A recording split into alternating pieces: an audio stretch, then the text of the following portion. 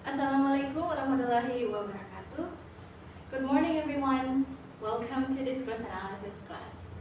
Hello, my name is Faridawati and I will be teaching Discourse Analysis for the semester. And today is our first week of studying Discourse Analysis. Today is introduction. Pada pertemuan kali ini, saya ingin membagi sedikit informasi mengenai apa-apa saja yang akan kita pelajari selama semester untuk mata kuliah Discourse Analysis, dan saya juga akan explain a little bit about what Discourse Analysis is. So let's get started. First thing first, let me share with you the aims of our Discourse Analysis subject. Jadi pada akhir pembelajaran Discourse Analysis nanti, you will be able to first understand the basic concept of text, discourse, and discourse analysis. And also you will be able to distinguish between a text and discourse. And later on you will be able to analyze the discourse of both spoken and written text. Jadi ketiga ini merupakan aims dari mata kuliah Discourse Analysis this semester. Next here I have the list of topics that we are going to study throughout the semester for Discourse Analysis.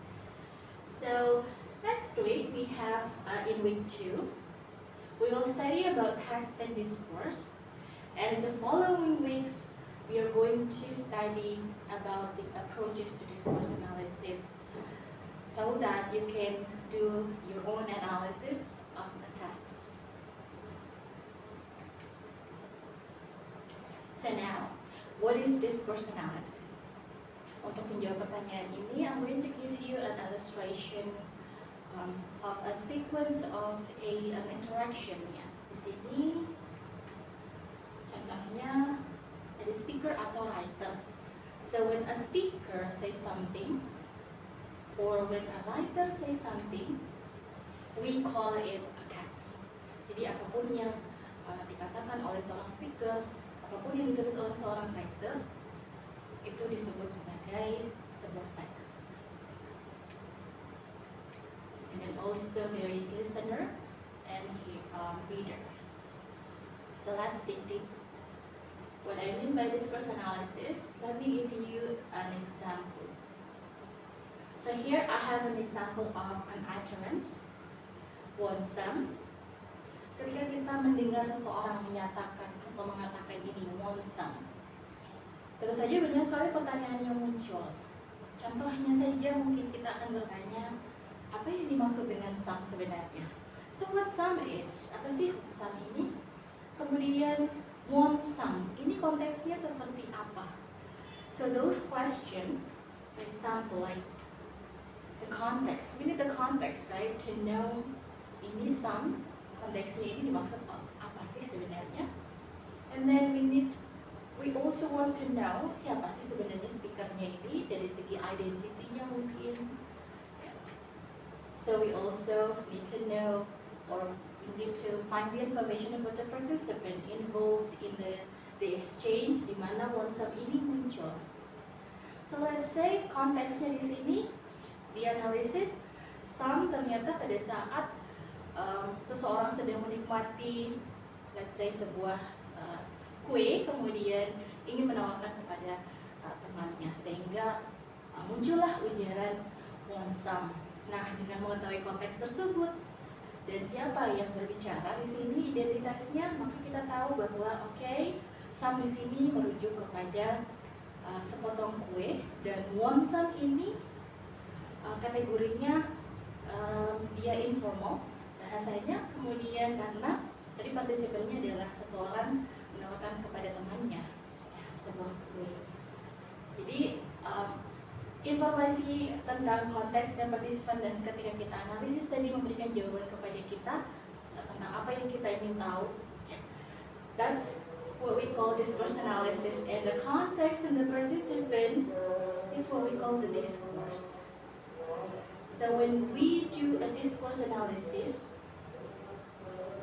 here a text, contohnya want some, kita tidak hanya melihatnya dari strukturnya saja, bahwa ini merupakan kalimat tanya. Oke, kemudian kita mendalami lagi, kira-kira kalimat tanya ini dia fungsinya seperti apa. Some ini dia merujuk kepada apa? Kenapa menggunakan want some? Kenapa tidak menggunakan do you want some? Seperti itu. That's when we do the discourse analysis.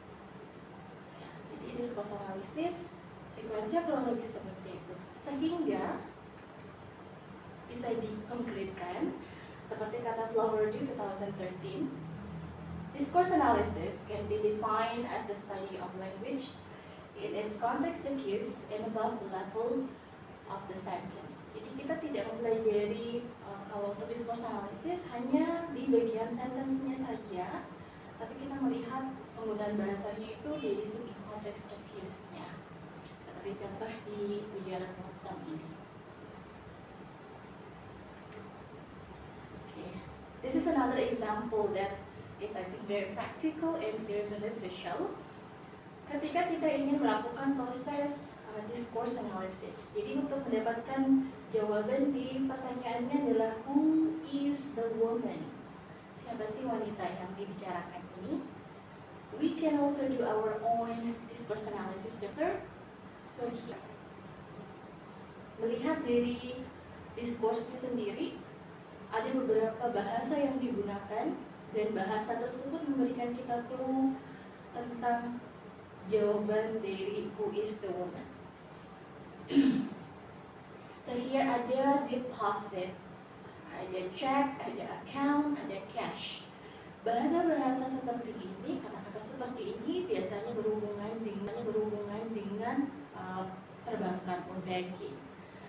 Sehingga kita bisa melihat pilihannya yang ada hubungannya dengan banking adalah a bank teller. So the answer for who is the woman is B, or bank teller. Jadi salah satu bentuk discourse analysis adalah ketika kita melakukan proses untuk mendapatkan jawaban. Jadi contoh tes TOEFL belajar listening. So now, what is the object of discourse analysis? It is a text. Jadi objek atau yang apa sih yang dianalisis secara diskursnya, yaitu adalah sebuah teks. Nah, teks sendiri itu terbagi menjadi dua. Yang pertama adalah dalam bentuk spoken, dalam bentuk ujaran, dan juga dalam bentuk tertulis, written. Jadi objek dari discourse analysis adalah teks. Teksnya bisa dalam bentuk ujaran atau dalam bentuk tulisan. Now, the emphasis atau penekanan dari discourse analysis itu dia menekankan pada apa saja. Flowerdew 2013 menyatakan bahwa discourse analysis itu mengemphasis atau memfokuskan analisisnya pada dua hal. Yang pertama adalah structure. Ya. Structure di sini contohnya can be based on topics. Jadi ketika mau menganalisis secara strukturnya dari topiknya adalah kalau topiknya untuk minta maaf, struktur bahasanya nanti seperti apa. Jadi lebih untuk strukturnya melihat dari topiknya seperti itu. Kemudian kalau untuk di written teks sendiri itu dilihat bagaimana beberapa kalimat dalam sebuah paragraf itu saling mendukung satu sama lain. Jadi itu juga salah satu kajian dari struktur untuk ketika kita melakukan discourse analysis. Nah, emphasis kedua atau penekanan keduanya di sini adalah dalam bentuk function, di mana contohnya ini mungkin saja kita mau melihat how is language is used to request. Jadi bagaimana sih bahasa kalau digunakan ketika kita mau meminta tolong, ya, mau minta maaf, mengkomplain, itu ketika kita melihat secara functionnya. Kemudian mungkin saja juga kita ingin mengetahui bahasa seperti apa yang digunakan oleh profesi guru atau mungkin yang berhubungan dengan bisnis, pelaku bisnis. Kira-kira bahasanya apa yang mereka gunakan dalam percakapannya atau mungkin dalam tulisan seperti apa, itu secara functionnya. Nah, untuk emphasisnya sendiri kita bisa memfokuskan bukan hanya pada structure atau mungkin functionnya saja, atau mungkin mau di-combine dua-duanya, both structure and function. So it depends on the emphasis of our discourse analysis.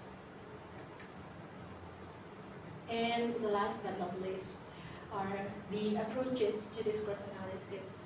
Untuk melakukan proses menganalisis kita butuh namanya pendekatan, itu di apa yang bagaimana cara kita akan menganalisis discourse. Nah, di sini ada beberapa approaches dan kita akan membahasnya selama 1 semester untuk discourse analysis. Jadi kita punya di sini systemic functional linguistics sampai di sociolinguistics. And that concludes the discussion for Introduction to Linguistics Week 1. And there will be questions for you to answer related to today's discussion in Alumag, so please go there and give your response to the question. Again, thank you. I'll see you next week for week 2. We're going to talk about text and discourse. Assalamualaikum warahmatullahi wabarakatuh.